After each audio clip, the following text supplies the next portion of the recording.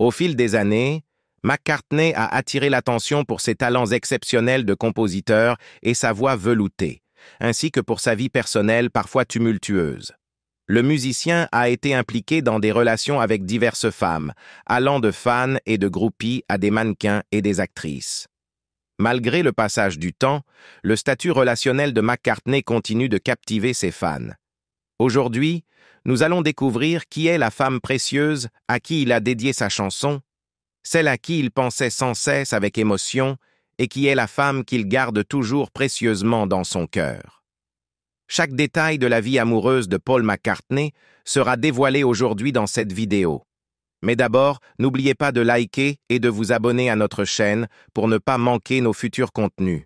Allons-y et jetons d'abord un coup d'œil à la carrière de cette légende de la musique. Un músico legendario.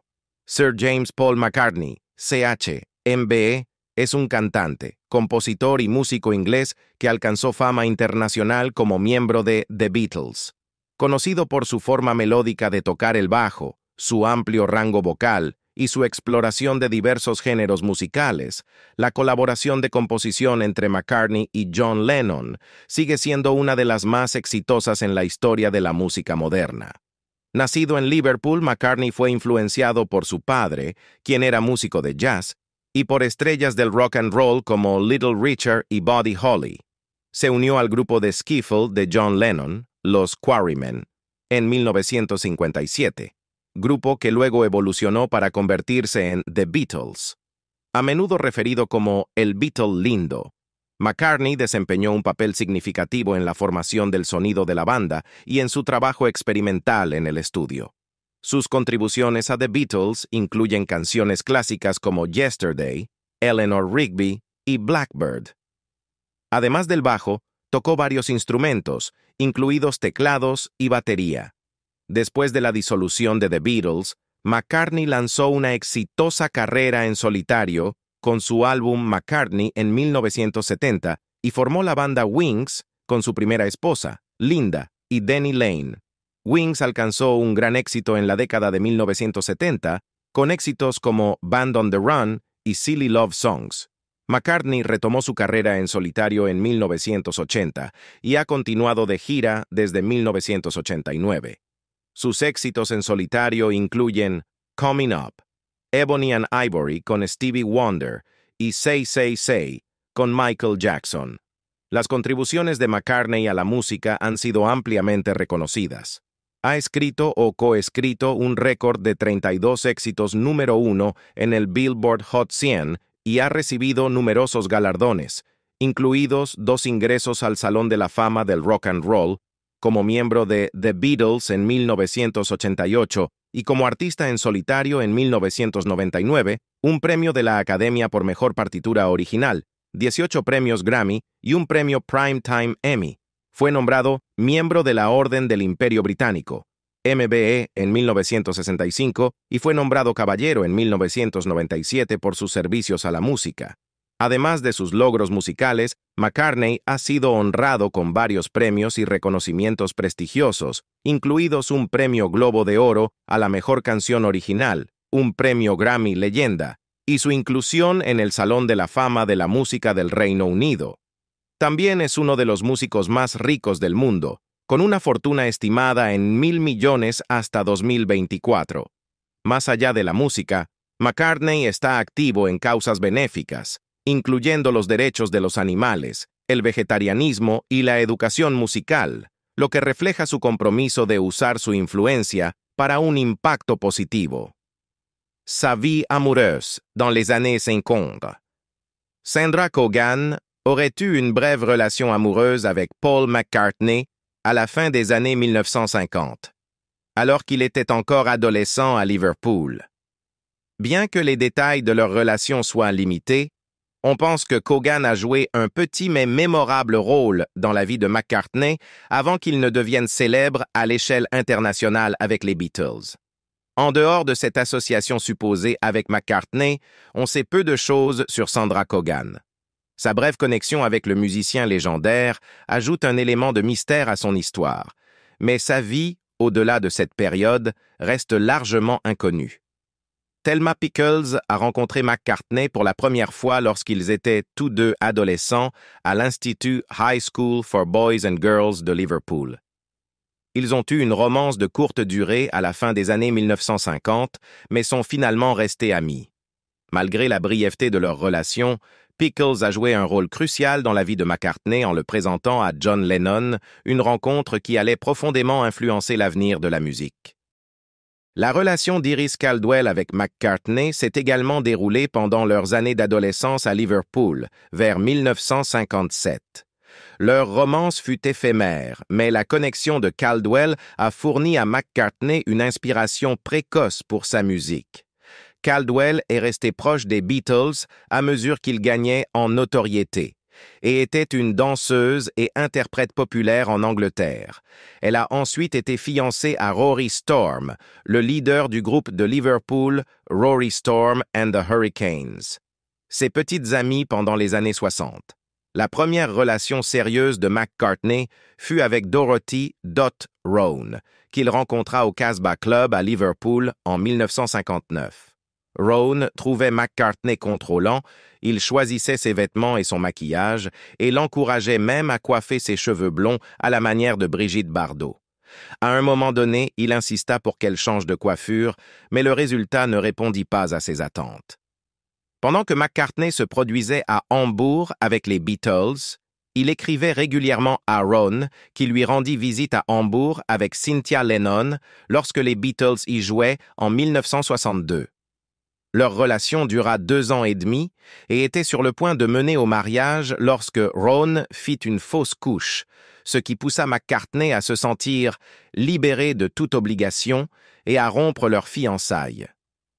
Au début des années 60, McCartney sortit brièvement avec Julie Arthur, une serveuse qu'il rencontra dans un restaurant fréquenté par les Beatles à Liverpool. Bien que leur relation ait été de courte durée, elle ajoute un chapitre intéressant à la vie de McCartney. Arthur reste relativement inconnu en dehors de sa connexion avec McCartney.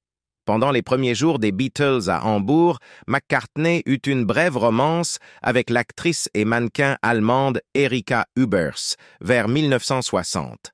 Cette brève rencontre fit partie des années formatrices de McCartney durant l'ascension du groupe. McCartney rencontra pour la première fois l'actrice britannique Jane Asher le 18 avril 1963 lors d'une performance des Beatles au Royal Albert Hall. Leur relation se développa rapidement et McCartney emménagea chez Asher et sa famille. Ils vécurent ensemble pendant plus de 2 ans avant que McCartney n'achète sa propre maison à St. John's Wood en 1966. Pendant leur relation, McCartney écrivit plusieurs chansons emblématiques, dont Yesterday et And I Love Her. Leurs fiançailles, annoncées le 25 décembre 1967, prirent fin en 1968 après qu'Asher découvrit McCartney avec Francie Schwartz, une scénariste américaine. Schwartz, qui avait déménagé à Londres avec l'espoir de vendre un script aux Beatles, aurait contribué à la rupture des fiançailles entre McCartney et Asher. McCartney sortit également brièvement avec Peggy Lipton vers 1963. Lipton, une actrice et mannequin américaine connue pour son rôle dans The Mod Squad, épousa plus tard le musicien Quincy Jones. Malgré leur brève romance, l'implication de Lipton avec McCartney reste notable. Anita Cochrane, mannequin et mondaine britannique, eut une romance de courte durée avec McCartney au début des années 60. Leur brève connexion, qui commença dans une boîte de nuit à Liverpool, reste une partie intrigante de l'histoire romantique précoce de McCartney. Une autre relation éphémère eut lieu avec l'actrice suédoise Elisabeth Aronson au milieu des années 60. Leur bref temps ensemble pendant la tournée des Beatles en Suède est un épisode notable, bien que de courte durée, dans l'histoire personnelle de McCartney. L'implication de McCartney avec Francie Schwartz en 1968 fut brève mais significative. Schwartz, qui travaillait comme scénariste et contribua au chœur de The White Album, fut l'inspiration derrière la chanson Helter Skelter. Leur relation se termina lorsque McCartney se réconcilia avec Jane Asher. Schwartz écrivit plus tard un mémoire détaillant ses expériences avec McCartney et les Beatles. Winona Williams eut une courte romance avec McCartney au milieu des années 60. Bien que leur relation ne fût pas largement médiatisée, elle ajoute une dimension intéressante à l'histoire romantique de McCartney. Enfin, la relation de McCartney avec Maggie McGivern commença en 1966, alors qu'il était encore impliqué avec Jane Asher. Leur liaison secrète dura jusqu'en 1969 et fut gardée hors de la vue du public. McGivern, mannequin et mondaine britannique, contribua au chœur sur un des disques solos de McCartney. Malgré leur forte connexion, la relation finit par prendre fin et McCartney et McGivern passèrent à d'autres relations. Le premier mariage de Paul McCartney était avec une fan. Linda Eastman, une fan de musique dévouée, a un jour déclaré « Toute mon adolescence, je l'ai passé l'oreille collée à la radio. » Elle était connue pour sécher les cours afin de voir des artistes comme Fabian, Bobby Darin et Chuck Berry. Eastman est devenue une photographe éminente, capturant des images de groupes de rock tels que le Jimi Hendrix Experience, les Grateful Dead, les Doors et les Beatles. Elle a rencontré les Beatles pour la première fois au Shea Stadium en 1966 et s'était initialement intéressée à John Lennon. Cependant, après l'avoir rencontré, son intérêt s'est tourné vers Paul McCartney.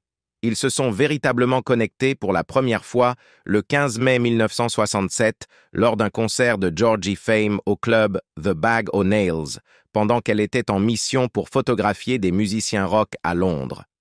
McCartney se souvient « La nuit où Linda et moi nous sommes rencontrés, je l'ai aperçue à travers la foule dans un club bondé, et bien que j'aurais normalement été nerveux pour lui parler, j'ai réalisé que je devais le faire. Ma ténacité a payé cette nuit-là. Linda a raconté leur rencontre en disant « J'étais vraiment sans honte. J'étais avec quelqu'un d'autre ce soir-là et j'ai vu Paul de l'autre côté de la salle. Il était tellement beau que j'ai décidé qu'il fallait que je l'aborde. » Ils se sont mariés en mars 1969. Paul a décrit leur relation en disant « Nous nous amusions beaucoup ensemble. Juste la nature de ce que nous étions, notre chose préférée était vraiment de traîner, de nous amuser. Et Linda était très spontanée, elle aimait simplement suivre le moment. » Il a ajouté « Nous étions fous. Nous avons eu une grosse dispute la veille de notre mariage et il a failli être annulé. C'est miraculeux que nous l'ayons fait. Mais nous y sommes parvenus. » Après la séparation des Beatles, Paul et Linda ont collaboré musicalement et ont formé Wings en 1971. Ils ont fait face à des critiques de certains fans et critiques qui remettaient en question le rôle de Linda. Malgré sa nervosité initiale à l'idée de se produire sur scène, Paul l'a soutenue en déclarant « Elle a surmonté ses peurs, elle s'y est mise et elle a été vraiment courageuse. » Il a défendu ses capacités musicales en expliquant « Je lui ai appris les bases du clavier.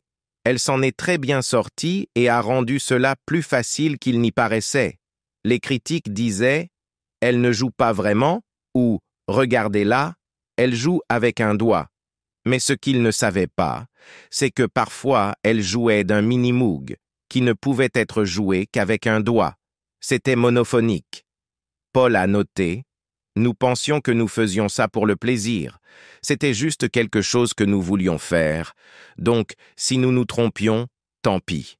Nous n'avions pas à nous justifier. » L'ancien guitariste de Wings, Henry McCullough, a remarqué « Essayer de faire les choses avec un apprenant dans le groupe ne fonctionnait pas pour moi. » Paul et Linda ont eu 4 enfants.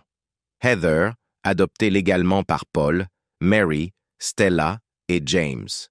Ils sont restés mariés jusqu'à la mort de Linda, décédée d'un cancer du sein en 1998 à l'âge de 56 ans. Après la mort de Linda, McCartney était dévasté. « Je pense que j'ai pleuré pendant environ 1 an, par intermittence, » a-t-il dit. « Vous vous attendez à les voir entrer, cette personne que vous aimez, parce que vous en avez l'habitude. J'ai beaucoup pleuré. C'était presque embarrassant, sauf que cela semblait être la seule chose à faire. » Il a ensuite ajouté « J'ai consulté un conseiller parce que je savais que j'aurais besoin d'aide. il a été formidable, surtout pour m'aider à me débarrasser de ma culpabilité, de ne pas avoir été parfait tout le temps. C'est vraiment un problème. Mais ensuite, je me suis dit, attends une minute, nous sommes juste humains. C'était la beauté de notre mariage. Nous étions juste un petit ami et une petite amie qui avaient des bébés. Quelle était votre chanson préférée des Beatles à cette époque? Commentez ci-dessous et faites-le nous savoir. Nous aimerions en entendre plus de vous à l'avenir, alors n'oubliez pas d'aimer cette vidéo et de vous abonner à notre chaîne. La vie amoureuse de Paul McCartney des années 70 aux années 90. Graciela Borges a révélé avoir eu une brève aventure avec Paul McCartney dans les années 1970. De plus, il y a des rumeurs selon lesquelles Jill Howarth aurait fréquenté McCartney en 1971, bien que les détails de leur relation soient rares. À la fin des années 1970, Paul McCartney a eu une romance de courte durée avec Sabrina Guinness. Le couple a été vu ensemble à divers événements, notamment au Festival de Cannes. Bien que leur relation n'ait pas duré, leur amitié durable s'est poursuivie à travers des œuvres caritatives et des collaborations professionnelles. Sabrina Guinness, une philanthrope britannique et mondaine issue de la célèbre famille irlandaise des brasseurs Guinness, était connue pour ses relations de haut niveau avec des célébrités comme Mick Jagger et Jack Nicholson, en plus de McCartney. Ces dernières années, Guinness s'est fait connaître pour ses efforts caritatifs, notamment en fondant The Youth Cable Television Network au Royaume-Uni, qui soutient la formation aux médias et offre des opportunités aux jeunes défavorisés. La brève association de Paul McCartney avec le mannequin australien Elle Macpherson a eu lieu à la fin des années 1990, après sa séparation avec son épouse Linda McCartney. Bien qu'ils aient été vus ensemble à divers événements, leur relation n'a pas évolué en une relation sérieuse. Macpherson, connu pour sa carrière de mannequin dans les années 1980 et son surnom The Body, s'est marié avec Jeffrey Sofer en 2013. En plus de sa carrière réussie dans le mannequinat, Macpherson a lancé des entreprises de lingerie, de soins de la peau et de suppléments nutritionnels, et a été impliquée dans le cinéma et l'animation télévisée, y compris son rôle de productrice exécutive et animatrice de Britain and Ireland's Next Top Model. Son deuxième mariage scandaleux. Paul McCartney et Heather Mills ont commencé leur relation en 1999 et sont rapidement devenus un couple très médiatisé. Ils se sont rencontrés lors d'un événement caritatif et leur romance a rapidement progressé. Le couple s'est fiancé en 2001 et s'est marié le 11 juin 2002 lors d'une cérémonie au Bureau d'état civil de Londres, suivie d'une réception chez McCartney. Leur mariage a été marqué par la naissance de leur fille, Beatrice McCartney, le 28 octobre 2003. Cependant, leur mariage a connu des difficultés importantes. McCartney et Mills ont annoncé leur séparation en mai 2006, et Mills a demandé le divorce en mai 2007. La procédure de divorce a été houleuse et très médiatisée, les deux parties faisant de nombreuses déclarations publiques. Mills a accusé McCartney d'être contrôlant et peu soutenant, tandis que McCartney a nié ces allégations et aurait été frustré par les critiques publiques de Mills. Le divorce a été finalisé en mars 2008, Mills recevant un règlement substantiel de 24,3 millions de livres sterling. Ce montant comprenait une somme forfaitaire et des fonds supplémentaires pour les besoins futurs de leur fille. Le règlement a été l'un des plus importants de l'histoire juridique britannique, reflétant le profil élevé et la complexité de l'affaire. Mills a également reçu 2,5 millions de livres pour ses frais juridiques. Tout au long du processus de divorce, McCartney et Mills ont exprimé publiquement leurs expériences. Mills a critiqué le comportement de McCartney et leur mariage troublé dans des interviews et des déclarations publiques, tandis que McCartney, bien que plus réservé, a exprimé son mécontentement quant à la manière dont Mills a géré la séparation et ses remarques publiques. En 2004, il a commenté l'animosité des médias envers ses ex-partenaires. Le public britannique n'a pas aimé que je renonce à Jane Asher. J'ai épousé Linda, une divorcée new-yorkaise avec un enfant. Et à l'époque, ils n'aimèrent pas ça. Malgré l'acrimonie lors de leur séparation, tous deux ont continué leur vie.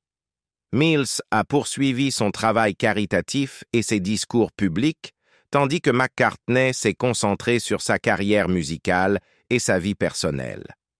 Le divorce reste un chapitre notable de l'histoire personnelle de McCartney, reflétant l'intense surveillance et le drame qui accompagnent souvent les relations très médiatisées. Paul McCartney a été lié à plusieurs femmes avant de se stabiliser avec sa troisième épouse. Au début des années 2000, Paul McCartney et Christie Brinkley ont suscité des rumeurs de relations amoureuses lorsqu'ils ont été fréquemment aperçus ensemble dans les Hamptons. Bien que leur relation n'ait jamais été officiellement confirmée, ils ont entretenu une amitié étroite, comme en témoignent leurs apparitions lors d'événements publics et de galas de charité. Leur connexion, bien qu'elle n'ait jamais évolué en une romance à long terme, est restée un sujet d'intérêt pour les fans et les médias.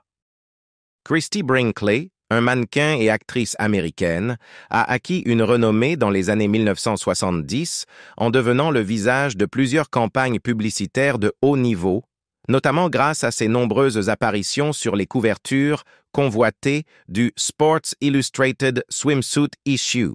Elle s'est ensuite lancée dans le cinéma avec des rôles dans des films tels que National Lampoon's Vacation et est devenue connue pour ses mariages très médiatisés, y compris son union avec le musicien Billy Joel. Brinkley a également poursuivi diverses entreprises commerciales, notamment dans les domaines des soins de la peau et des collections de lunettes.